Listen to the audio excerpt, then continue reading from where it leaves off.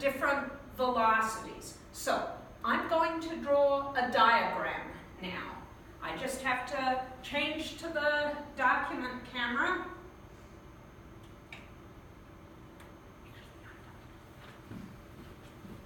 Okay, it will work best if we do this on the whiteboard. So, the diagram that I'm drawing is called the Hjulstrom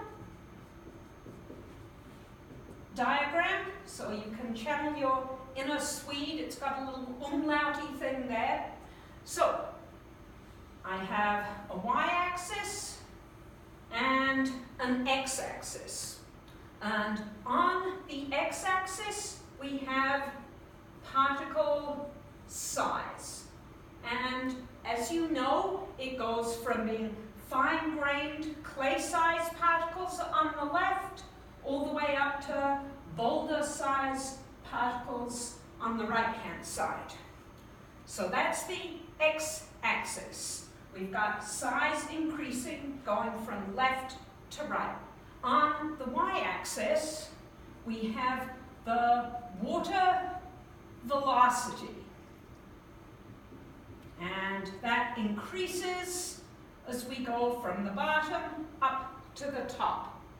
I'm going to draw two lines on this diagram, and then we'll investigate what the different fields represent.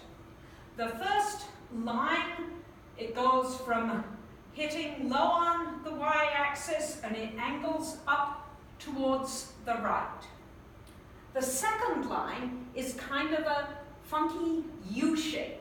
It starts near high up on the y-axis and it kind of angles down gently and then parallels the previous line.